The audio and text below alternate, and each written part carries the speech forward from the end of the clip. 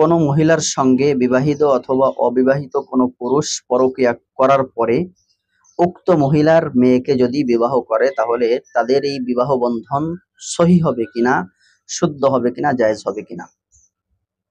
প্রিয় ভাইয়েরা আমার, দেখুন, যদি কোনো ব্যক্তি কোনো এক মহিলার সাথে বৈধ পন্থায় হোক অথবা অবৈধ পন্থায় হোক যদি একবার মিলন করে, সহবাস করে, সেক্ষেত্রে ওই ব্যক্তির উপরে এবং নিচেই যারা আছে তারা সবাই তার জন্য চিরদিনের জন্য হারাম হয়ে যায়। তো সেক্ষেত্রে যেমন কথার কথা, যেই মহিলার সাথে একজন পুরুষ পরকীয়ায় লিপ্ত হলো, এখন ওই মহিলার মেয়েকে অথবা ওই মহিলার মেয়ের মেয়েকে সে আর কিয়ামত পর্যন্তর জন্য বিবাহ করতে পারবে না, বিবাহ বন্ধনে আবদ্ধ হতে পারবে না। এমনি ভাবে ওই মহিলার পরকীয়া করেছে যেই মহিলার সাথে, ওই মহিলার ঊর্ধ্বস্তন যারা আছে, উপরে যারা আছে, যেমন ওই মহিলার মা, ওই মহিলার নানি, তাদের সাথেও সে কিয়ামত পর্যন্তর জন্য আর বিবাহ বন্ধনে আবদ্ধ হতে পারবে না। এটা হচ্ছে ইসলামের বিধান, ইসলামের নীতি। ইসলামের যেই বংশ পরম্পরা, এটাকে পবিত্র রাখার জন্যই মূলত এটা করা হয়েছে। দেখুন, অনেক মানুষ সমাজে আছে এমন, বসবাস করে আমাদের সঙ্গে, যারা এমন আছে যে প্রথমে মার সাথে প্রেমের সম্পর্কে জড়ায়, মায়ের সাথে প্রেমের সম্পর্ক জড়ানোর পরে এক পর্যায়ে মায়ের সাথে খুব ঘনিষ্ঠ হয়, ঘনিষ্ঠ হওয়ার পরে মায়ের সাথে জিনা ব্যভিচার করে, মায়ের সাথে জিনা ব্যভিচার করার পরে এরপরে পরবর্তীতে সে কি করে, সে আবার মেয়েকে বিবাহ করে। অর্থাৎ মায়ের সাথে যখন খুব ভালো একটা সম্পর্ক হয়ে যায়, তখন মা কি করে, নিজের থেকে তার মেয়ের সাথে বিবাহ বন্ধনে এই ছেলেকে আবদ্ধ করিয়ে দেয়। এখন এটা মাসআলা না জানার কারণে এমনটি করেছে, কিন্তু দেখুন এটা এমন একটা হারাম কাজ করেছে। যেমন একটা মাসআলা আমি আজকে কিতাবের মধ্য থেকে পড়লাম যে কোন এক ফতোয়া বিভাগে জিজ্ঞাসা করা হয়েছে, ফতোয়া যে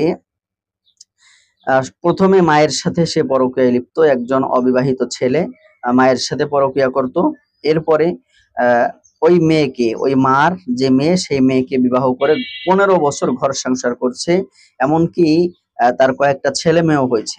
তখন ওই ইফতা বিভাগ থেকে ফতোয়া দেওয়া হলো কি, যে না, এতদিন যেই সম্পর্ক এই মেয়ের সাথে করেছে, এই সব সম্পর্ক হারাম হয়েছে, নাজায়েজ হয়েছে। কারণ কি? এর কারণ একটাই, সেটা হলো ওই মার মেয়ের সাথে যেহেতু অবৈধভাবে কি করেছে, এই পুরুষ সম্পর্ক করেছে। বর্তমান সমাজে পরকীয়া খুব ভয়ানক আকার ধারণ করেছে। এই জন্য ভাইয়েরা আমার, এই পরকীয়ার থেকে আমাদের সকলকে ফিরে আসতে হবে।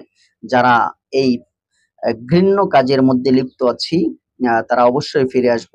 দেখুন, এমন বাংলাদেশের মধ্যে অনেক সংসার আছে যে সংসারগুলোতে অহরহ এই কাজগুলো ঘটেছে।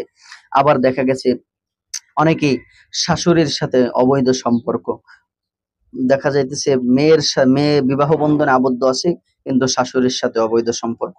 এইগুলো করার কারণে কি হচ্ছে জানেন, হালাল যে একটা সম্পর্ক ছিল তার মেয়ের সাথে, এই সম্পর্কটা চিরতরের জন্য নষ্ট হয়ে গেছে। এই জন্য ইনশাআল্লাহ আমরা আমাদের আগামী প্রজন্মকে এভাবে ভয়ঙ্করের দিকে ঠেলে দিব না, ভয়ানক হওয়ার দিকে ঠেলে দিব না। তাদের বংশকে ঠিক রাখার জন্য, বংশ পরম্পরা ঠিক রাখার জন্য হলেও আমরা পরকীয়ার থেকে বেঁচে থাকব। আর জিনাহের যেই শাস্তি তা তো আমরা জানি, যদি কোনো বিবাহিত পুরুষ আর বিবাহিত মহিলা যদি পরকীয়ায় লিপ্ত হয়, তাহলে ইসলামের বিধান হলো যে দোনোজনকে রজম করা, অর্থাৎ পাথর মেরে হত্যা করে দুনিয়ার থেকে বিদায় করে দেওয়া। এটাই হচ্ছে ইসলামের বিধান। আল্লাহ তাআলা কুরআনুল কারীমের সূরাতুন নূরের মধ্যে বলেছেন 18 নম্বর পারার যে জিনাকার ওয়াজ্জানিয়াতু ওয়াজ্জানি ফাজলিদু কুল্লা ওয়াহিদিন মিনহুমা মিআতা জালদা। জিনাকার যদি কি হয়, অবিবাহিত পুরুষ আর অবিবাহিত মহিলা হয়, তাহলে তাদেরকে তোমরা 100 বেত্রাঘাত করো। আর অন্য একটা কোরআনের আয়াত, যদিও এই আয়াতের হুকুম বলবৎ আছে কিন্তু আয়াত মানসুখ হয়ে গেছে, ওয়াশাইখু ওয়াশাইখাতু ইযা জানায়া ফারজুমুহুমা, বৃদ্ধ অর্থাৎ বিবাহিত আর কি, যে তারা যদি জিনা করে তাহলে তাদেরকে রজম করে হত্যা করে দাও। এজন্য জিনা অত্যন্ত মারাত্মক গর্হিত খারাপ একটি কাজ। পরকীয়া একটি খারাপ কাজ। বর্তমানে বেশিরভাগ ফ্যামিলিতে সংসারে ঝামেলা লাগতেছে এই পরকীয়ার কারণে। আল্লাহ তাআলা এজন্যই বলেছেন যে ওয়ালা তাকরাবুজ জিনা ইন্নাহু কানা ফাহিশা, তোমরা জিনা ব্যভিচারের কাছেও যেও না।